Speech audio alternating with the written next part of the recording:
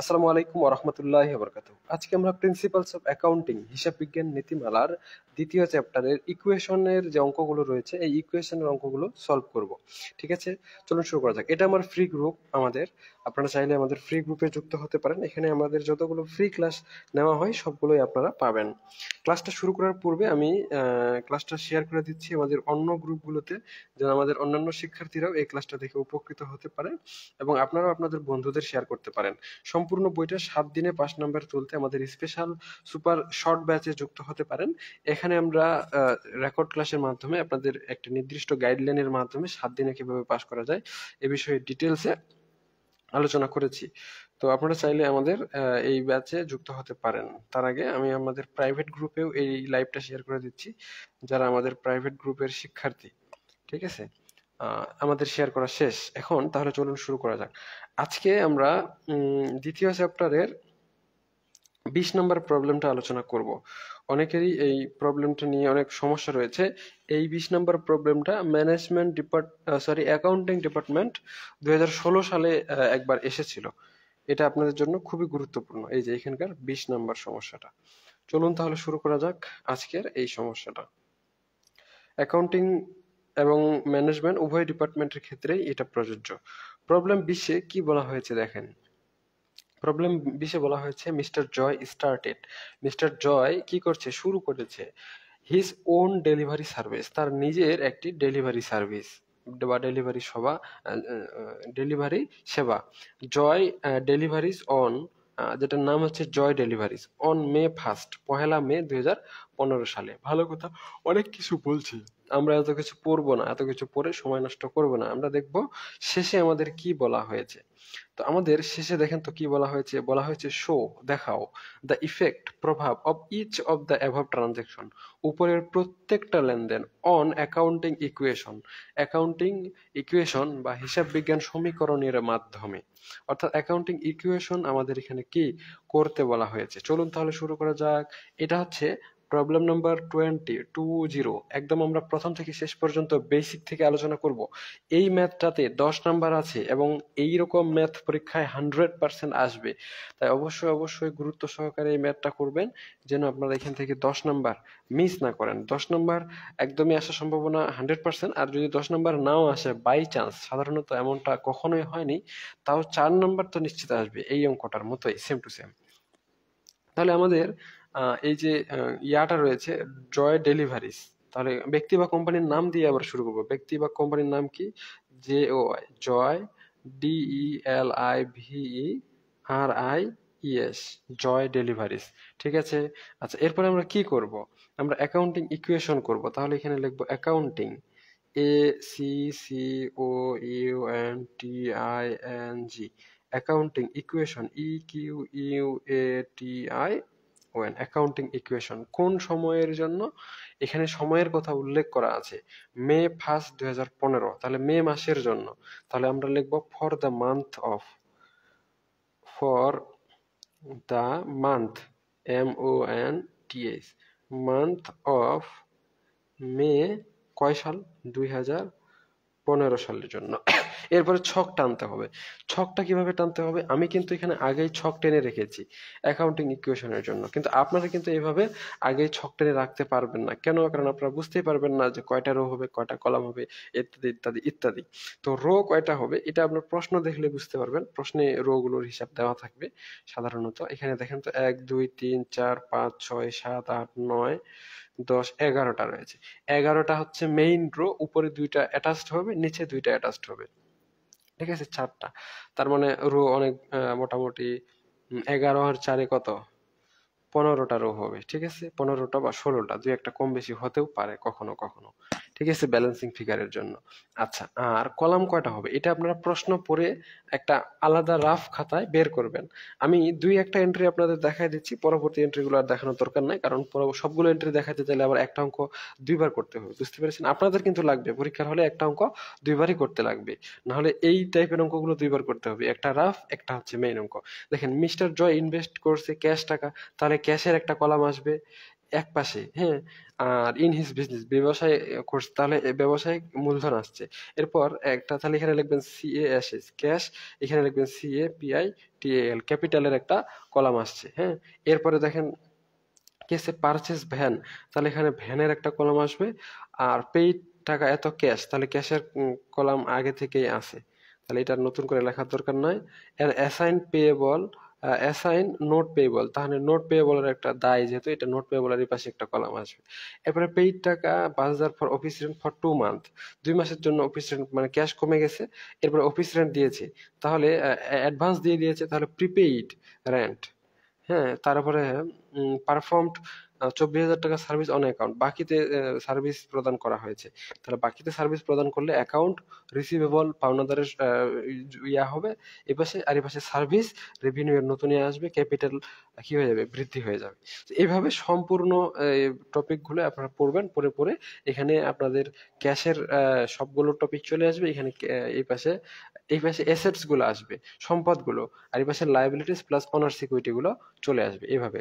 তারপরে এখানে কতগুলো আসতেছে সেই হিসেবে ক্যাপিটাল দিবেন। তো আমি পুরো ম্যাথটাই আগে একবার রিভাইজ করেছি, এখানে কিন্তু এই 4টা এন্ট্রিতে আমি এই পাশে 4টা আর এই পাশে 3টা পেয়ে গেছি কলাম, কিন্তু সম্পূর্ণ টপিকটা পড়ে আমি বুঝতে পেরেছি যে প্রথমে কিন্তু এই পাশে অ্যাসেটস লিখতে হয়, ASSETS, এই পাশে 1 2 3 4 5, 5টা কলাম আসবে, ঠিক আছে, এবং এই পাশে 4টা কলাম আসবে। আমি ভুলক্রমে এটা একসাথে লিখে দিয়েছি, এখানে লিখে দিবেন লায়াবিলিটিস প্লাস অনার ইকুইটি, এটা ভুলক্রমে দিয়ে দেওয়া হয়। এই পাশে আসবে 4টা, আমি পুরোটাই পড়ে দেখেছি, আপনারাও এভাবে একবার পুরোটাই পড়ে দেখবেন। তারপরে কি করবেন, তারপরে যে কাজটা করবেন ওটা আমি এখন আবার আপনাদের সুন্দর করে পড়ে দেখায় দিচ্ছি বা শোনায় দিচ্ছি। তো শুরুটা আসবে এখানে ডেট, DATE, ডেট।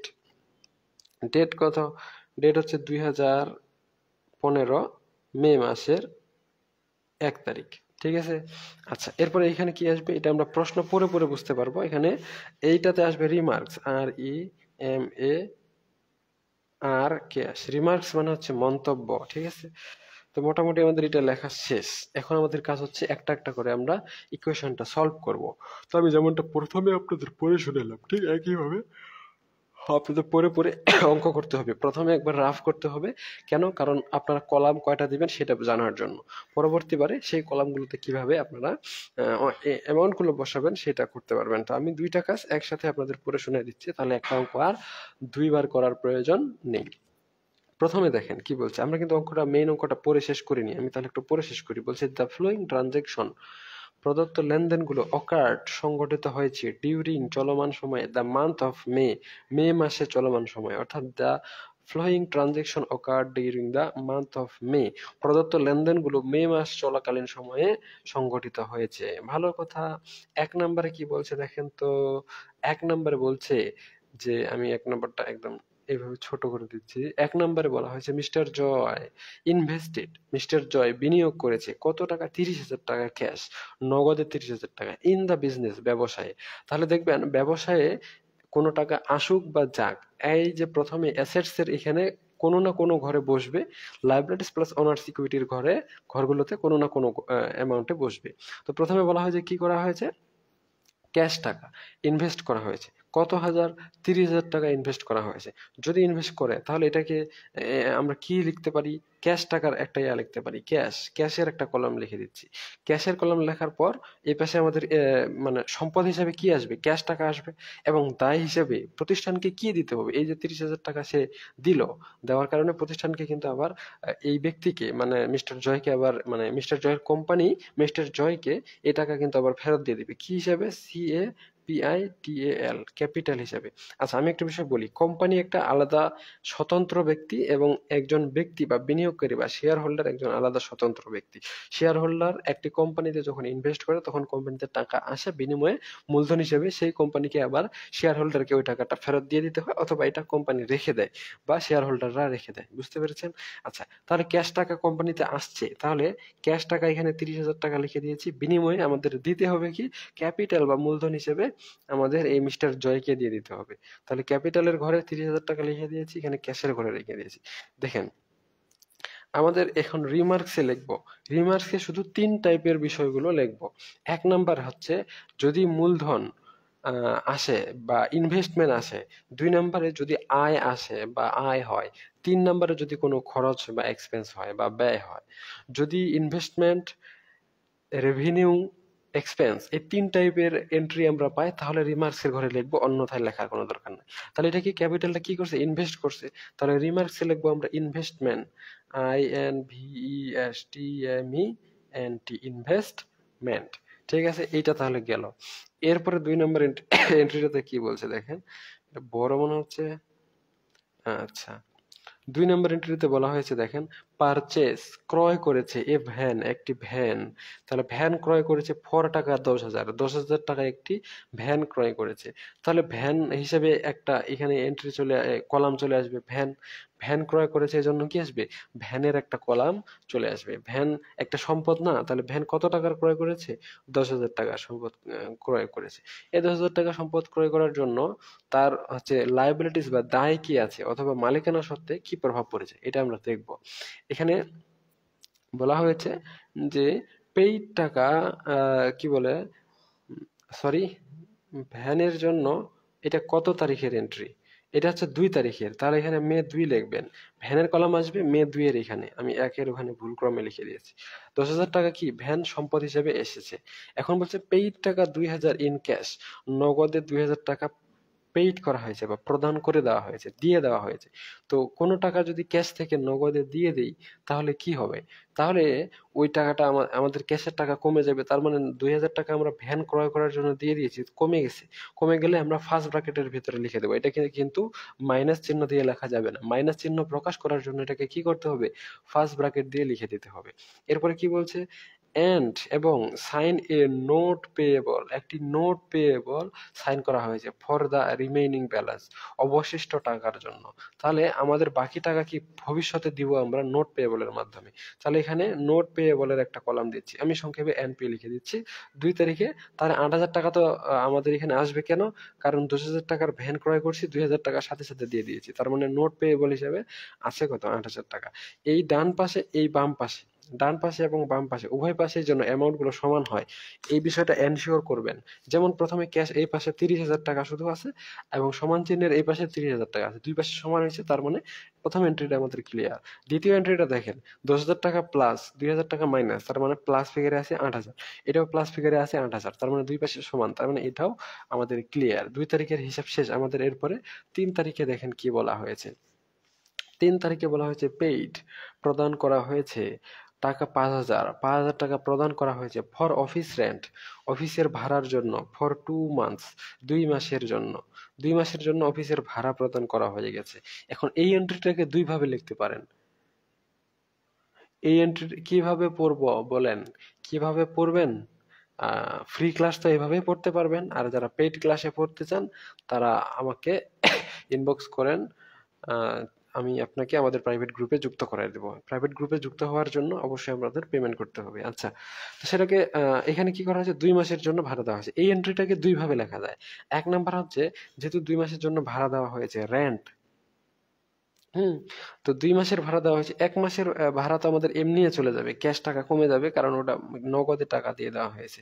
ঠিক আছে, আরেকটা হচ্ছে কি, যে এই টাকাটা পুরো অ্যাডভান্স হিসেবে আপনারা লিখতে পারেন, যে 2 মাসের টাকা অ্যাডভান্স হয়ে গেছে, মাস শেষে আমরা ওটা অ্যাডজাস্ট করে দেবো। অনেক বইয়ে এখানেই ক্লিয়ার করে দিয়েছে, 1,000 টাকা হচ্ছে আপনাদের খরচ, আর 1,000 টাকা অগ্রিম লিখে দিয়েছেন। অথবা আপনারা চাইলে এটা 2,000 টাকা অগ্রিম দেখিয়ে মাস শেষে 1,000 টাকা কেটে দিতে পারেন। So, আমরা দ্বিতীয় অপশনটাই বেছে নিচ্ছি, প্রথম অপশনটাতে লেখা যাবে, কোনো সমস্যা নাই। এখন এটাকে আবার ভুল মনে করিয়েন না, এই এন্ট্রিটাকে দুইভাবে সমাধান করা যায়। যেমন পানি, জল, ওয়াটার, তিনটা একই বিষয়। তো পানির যদি আপনাকে সমার্থক শব্দ বলতে বলে, তাহলে আপনি জলও বলতে পারবেন, ওয়াটারও বলতে পারবেন।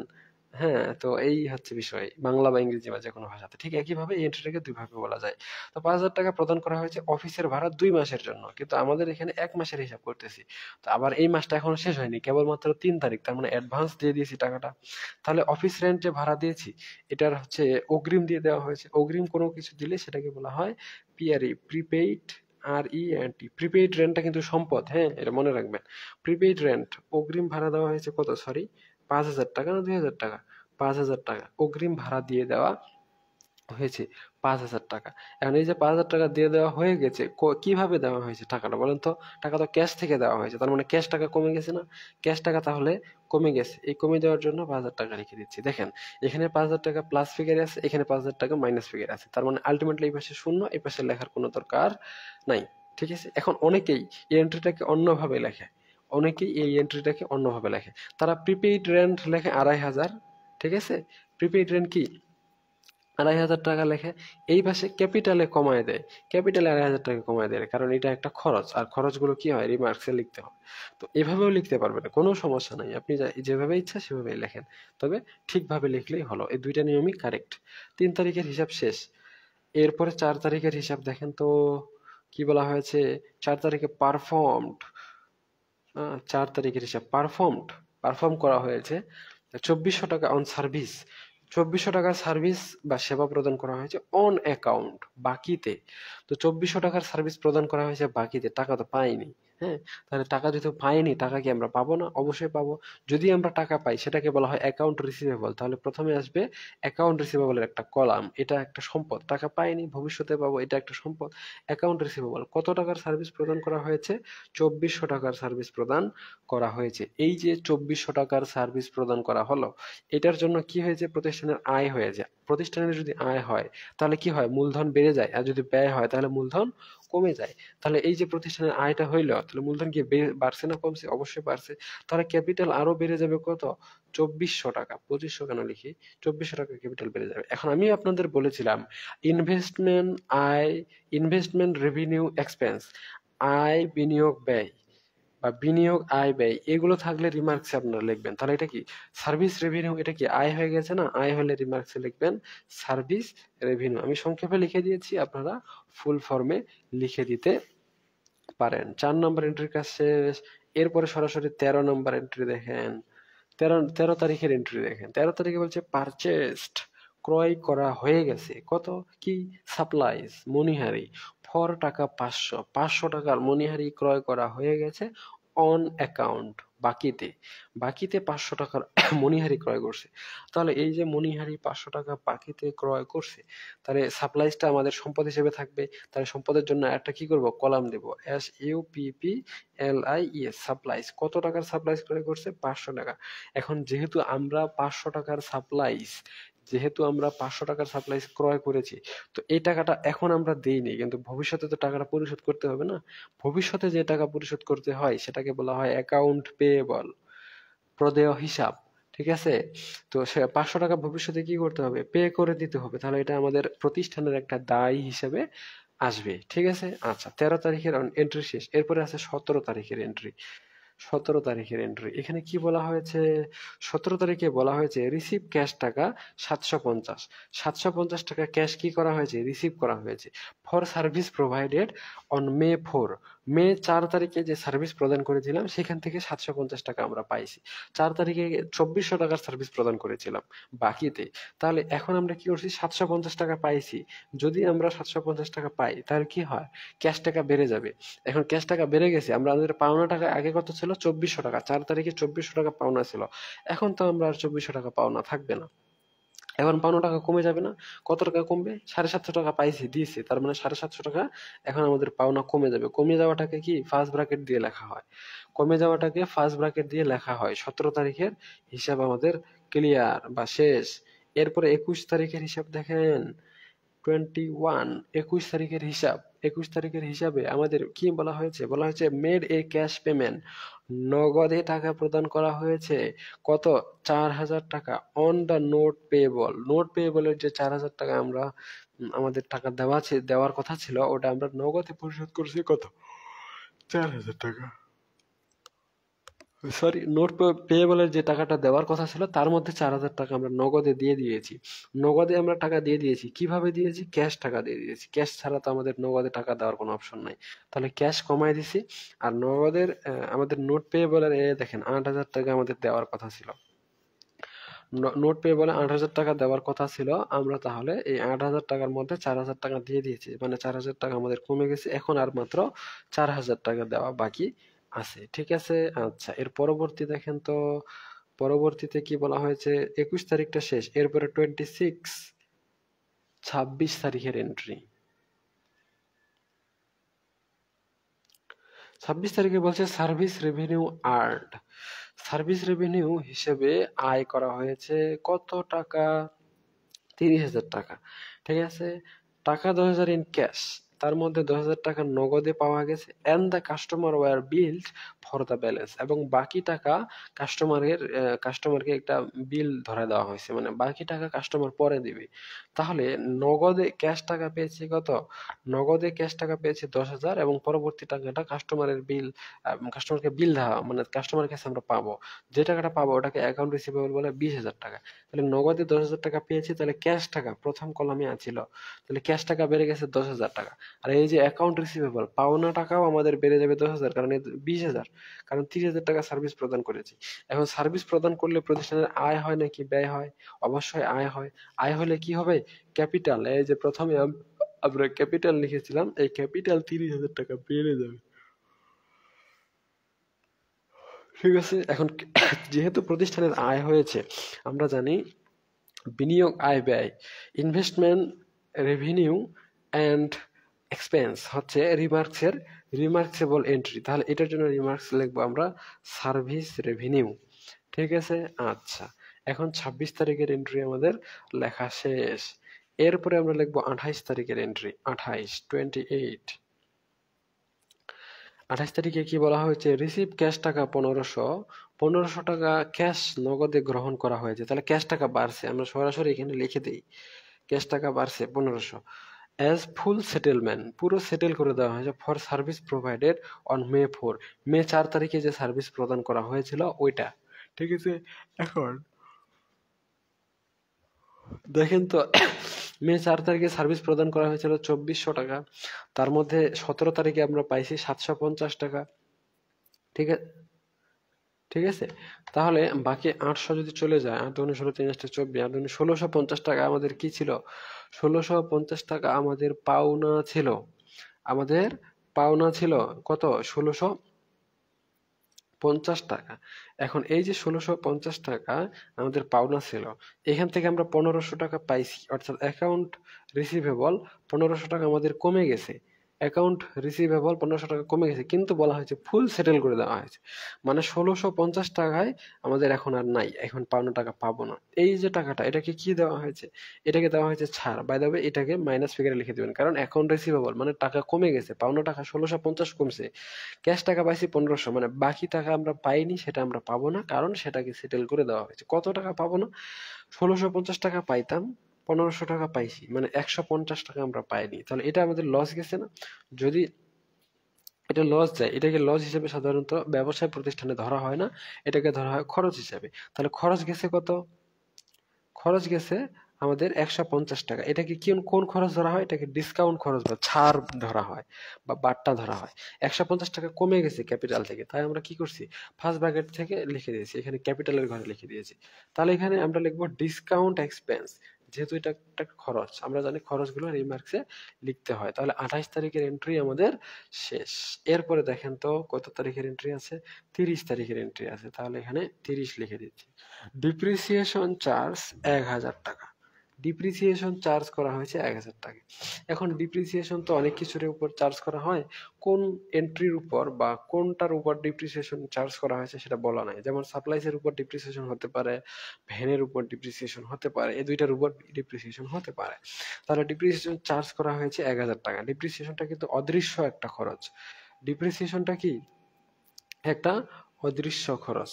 তো অদৃশ্য খরচ কিভাবে? মনে করেন এটা একটা কলম, এটার দাম হচ্ছে 5 টাকা। একটা কলম মনে করেন আমার মনে করেন যে 5 দিন যায়, 5 দিন পর কলমের কালি শেষ হয়ে যায়, তার মানে 5 দিন গেলে আমাদের এই কলমটার জন্য খরচ যাবে 5 টাকা। এখন ঘটনা হচ্ছে 3 দিন পর আমি হিসাব করতেছি, তো আমি আনুমানিক ধরে নিয়েছি যেহেতু আমি কলমটা 3 দিন ব্যবহার করেছি, আমার কলমের খরচ 3 টাকা গেছে, বাকি 2 টাকা আরো আছে, আরো 2 দিন ব্যবহার করতে পারবো। কিন্তু আসলে কি 3 টাকা কমছে? আপাতত 3 টাকা কমেনি। যখন পুরো কলমটাই আমাদের ব্যবহার করা শেষ হয়ে যাবে, তখন আমরা 5 টাকা খরচ দেখাতে পারবো। তো আপাতত আনুমানিক হিসেবে আমরা 3 টাকা খরচ দেখাবো। খরচ তো দেখাবো না, ফান্ডে রাখে দেবো, যেন 5 দিন পর আমি পুনরায় একটা কলম নেওয়ার জন্য 5 টাকা পাই। ঠিক আছে, তাহলে এখানে আমাদের ক্যাশ টাকা কোনো কম বেশি হবে না। তাহলে এই যে 30 তারিখের এন্ট্রিটা, এই যে 30 তারিখের এন্ট্রিটা, এটা হচ্ছে আমাদের একটা এটা কিন্তু আবার খরচ, যেহেতু খরচ তার মানে এখানে ক্যাপিটাল থেকে বা মূলধন থেকে কি হবে, 1,000 টাকা আমাদের কমে যাবে। মূলধন থেকে 1,000 টাকা কমে যাবে, তাহলে এখানে 1,000 মাইনাস করে দিচ্ছি। কিন্তু এই টাকাটা কিন্তু আবার না, এটা কিন্তু আবার যখন আমাদের ওই কলমটা ব্যবহার করা শেষ হয়ে যাবে, আমরা কিন্তু 5 টাকা দিয়ে আরেকটা কলম কিনবো। তো কিনলে কিন্তু আমাদের টাকা লাগবে, ওই টাকাটা আমাদের একটা ফান্ডে জমা রাখা হয়। এটা একটা দায় হিসেবে, মানে এটাকে কিনতেই হবে এমন একটা বিষয়, তাহলে সেটাকে একটা দায় হিসেবে ধরা হয় এবং সেটাকে বলা হয় accumulated depreciation।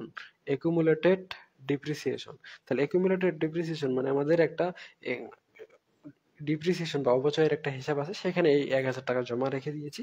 যখন আমাদের পুরো কলমটাই ব্যবহার করা শেষ হয়ে যাবে, তখন আমি 5 টাকা ওই অ্যাকাউন্ট থেকে বের করে আবার একটা কলম নিব, মানে এটা একটা খরচের হিসাবে চলে আসবে। ঠিক আছে, তাহলে এইটাকে আবার ডিপ্রিসিয়েশন এক্সপেন্স লিখতে পারেন। আগেরটা কি, আগেরটা কিন্তু ডিসকাউন্ট, হ্যাঁ, আর এখানে ডিপ্রিসিয়েশন এক্সপেন্স। এটা আগেরটা ডিসকাউন্ট এক্সপেন্স, পরেরটা ডিপ্রিসিয়েশন এক্সপেন্স, যেহেতু এটা খরচ তাই আমরা রিমার্কসে লিখে দিয়েছি। তাহলে 30 তারিখের এন্ট্রি শেষ, দেখেন এখানে প্লাস মাইনাস করলে নাই, প্লাস মাইনাস করলে কি নাই। ঠিক আছে, আচ্ছা। আর মাত্র একটা এন্ট্রি রয়েছে, 31 তারিখের এন্ট্রি, 31। 31 তারিখে কি বলা হয়েছে দেখেন তো, বলা হয়েছে পেইড টাকা 1,000 ফর এমপ্লয়ি স্যালারি। এমপ্লয়িকে 1,000 টাকা বেতন দেওয়া হয়েছে, এমপ্লয়িকে কি করা হয়েছে, 1,000 টাকা বেতন দেওয়া হয়েছে। তো বেতন দিছে মানে নগদ টাকা দিয়েছে, নগদ টাকা কমে গেছে 1,000, এটা হচ্ছে ক্যাশের কলাম, তাই ক্যাশ থেকে 1,000 টাকা কমাই দিছি, স্যালারি দেওয়া হয়েছে। এখন এই যে স্যালারি দেওয়া হয়েছে, এটা কি একটা খরচ না?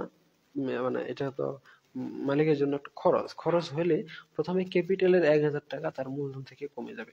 রিমার্কসে লিখবেন salaries expense, SALARIES, salaries expense, মানে বেতন খরচ। বেতন খরচ গেছে কত, 1,000 টাকা। অঙ্ক আমাদের শেষ, কিন্তু একটা এন্ট্রি এখনো বাকি রয়েছে, সেটা হচ্ছে মে 31 তারিখের। আমি বলেছিলাম যে এই যে 3 তারিখের হিসাবটা, এটা যদি এখানেই শেষ করে দিতে চাইতেন, তাহলে ক্যাশ টাকা 5,000 লিখতেন, প্রিপেইড রেন্ট 2,500 লিখে আপনারা ক্যাপিটাল কমে দিতেন 2,500, কারণ রেন্ট বা ভাড়া একটা খরচ দিয়ে রিমার্কসে লিখতেন রেন্ট এক্সপেন্স। কিন্তু এটা এখানে আমরা ক্লোজ করে দেইনি, আমরা 3 তারিখে ভাড়া দিয়ে দিয়েছি পুরো মাসের জন্য। এখন মাস শেষে তো আমাদের 1 মাসের ভাড়া খরচ হয়ে যাবে না, তো খরচ কিন্তু আর ক্যাশ টাকা হবে না, কারণ নগদে টাকা ইতিমধ্যে দিয়ে দেওয়া হয়েছে। তো এখন কি প্রিপেইড রেন্ট, আমাদের যে অতিরিক্ত 5,000 টাকা ভাড়া ছিল ওইখান থেকে 2,500 টাকা কমে যাবে, কারণ 1 মাস শেষ হয়ে গেছে। তাহলে প্রিপেইড রেন্ট কি 2,500 টাকা কমে যাবে। 2,500 টাকা কমে যাবে, এটা কি রেন্ট, এটা কি ভাড়া, ভাড়াটা একটা কি খরচ, খরচ হওয়ার কারণে এটা কি ক্যাপিটালও কমে যাবে, ক্যাপিটালও কমে যাবে 2,500 টাকা। তাহলে রিমার্কসে লিখে দিবেন যে রেন্ট, রেন্ট, EXPENS, ই এক্সপেন্স, রেন্ট এক্সপেন্স বা ভাড়া খরচ। ঠিক আছে, আচ্ছা। এখন আমাদের এই সবগুলো আমরা যোগ করব, সবগুলো আমরা যোগ বিয়োগ করব। তো প্রথমে রয়েছে আমাদের ক্যাশ, এই ক্যাশের সবগুলো টাকায় যদি আমরা যোগ বিয়োগ করি, তাহলে এখানে মোট টাকা পাবো 30,250। এরপরে রয়েছে ভ্যান, ভ্যানের সবগুলো টাকা যদি যোগ করি, এখানে একটাই শুধু অ্যামাউন্ট রয়েছে 10,000, তাহলে 10,000 আসবে। এরপরে রয়েছে প্রিপেইড রেন্ট, 5,000 থেকে 2,500 গেলে থাকবে আমাদের কত, 2,500। এরপরে হচ্ছে অ্যাকাউন্ট রিসিভেবল, অ্যাকাউন্ট রিসিভেবল আসবে 20,000। ঠিক আছে, তারপরে আছে সাপ্লাই, সাপ্লাই এখানে শুধু 500 টাকায় আছে, আর কোনো অ্যামাউন্ট নাই। ঠিক আছে, আচ্ছা। এরপর আমরা এখানে ক্যাপিটালের সবগুলো যদি আমরা যোগ বিয়োগ করি, মূলধন বা ক্যাপিটালের সবগুলো যোগ বিয়োগ করলে আসবে 60,250। এরপর রয়েছে নোট পেয়েবল, নোট পেয়েবল 8,000 থেকে 4,000 চলে গেলে এখানে থাকবে 4,000। অ্যাকাউন্ট পেয়েবল মাত্র 500 আছে, অ্যাকাউন্ট পেয়েবল 500 আছে। অ্যাকুমুলেটেড ডিপ্রিসিয়েশন আছে 1,000, সরি 1,000, তাহলে এখানে লিখে দিয়েছি। ঠিক আছে, আচ্ছা। এখন সবগুলো আবার যোগ করব, এখানে এখানে প্রথমটা লিখবো ব্যালেন্স, BALANC, ব্যালেন্স। এখানে লিখবো TOTAL, টোটাল। 1 2 3 4 5, এই পাঁচটা একসাথে যদি যোগ করি তাহলে টোটাল আসবে কত, 63,250। আপনারা যোগ বিয়োগ করে নিন, 30,000, 40, 50, 60, 63, এখানে 250। ঠিক আছে, ক্রস। এই পাশেরটা হিসাব করেন, 62,200 তো এমনি আছে, 60,200, তাই 61, 62, 63, 3,000 লাগে। তাহলে এখানে 4,000 আছে, তাহলে কি এটা মিলেনি? ও, এটা ক্যাপিটালটা বেশি লেখা হয়ে গেছে। এটা হবে 57,750, তাই তো বলি, 57,750। ঠিক আছে, তাহলে এখানে 4,000, 1,000, 5,000, তাহলে এখানে চলে আসবে 63,250, এখানে 500 টাকা সহ। তাহলে সবগুলো যোগ করলে আসবে 63,250। তাহলে এভাবেই আপনারা কি করবেন, ইকুয়েশনটার সমাধান করবেন। তো আশা করা যায় পুরো ইকুয়েশনটা সুন্দর করে বুঝতে পেরেছেন। এভাবেই যদি চান সম্পূর্ণ বইয়ের ক্লাসগুলো করতে, তাহলে আমাদের অনলাইন ব্যাচে পড়তে পারেন একদমই নামমাত্র ফি দিয়ে, প্রথম থেকে শেষ পর্যন্ত অধ্যায় ভিত্তিক সিরিয়াল অনুযায়ী রেকর্ড ক্লাসের মাধ্যমে এবং লাইভ ক্লাসের মাধ্যমে। যদি লাইভ মিস করেন তাহলে রেকর্ডের মাধ্যমে আপনাদের সম্পূর্ণ বইটি পড়ানো হবে। আর আপনারা চাইলে আমাদের ফ্রি গ্রুপেও যুক্ত হতে পারেন। আমি একটু আমাদের প্রাইভেট গ্রুপটা দেখাই দিচ্ছি, ফ্রি গ্রুপটা তো দেখাইছি, এটা আমাদের প্রিন্সিপালস অফ অ্যাকাউন্টিং এর প্রাইভেট গ্রুপ। এই মুহূর্তে 62 জন শিক্ষার্থী রয়েছে, আপনারা চাইলে আপনারা যুক্ত হতে পারেন, ঠিক আছে। আর এটা আমাদের ব্যাচ, গতকালকেও ক্লাস নেওয়া হয়েছে 10ম চ্যাপ্টারের উপর। এটা এটা হচ্ছে সলভ ক্লাস, এই জন্য এই ক্লাসটা নেওয়া হয়েছে। তো ঠিক আছে, আজকে পর্যন্তই। সকলেই সুস্থ থাকুন, ভালো থাকুন, আর আমাদের সাথে থাকুন। দেখা হচ্ছে নেক্সট পর্বে। ততক্ষণ পর্যন্ত খোদা হাফেজ। ইউটিউব লিংক, ইউটিউব লিংক আপনারা লিখবেন @maruf99 লিখলেই চলে আসবে। আমি লিংকটা আপনাদের একটু পর দিয়ে দিচ্ছি, লাইভে আর সময় নষ্ট না করি। ধন্যবাদ, আজকে এ পর্যন্তই, খোদা হাফেজ।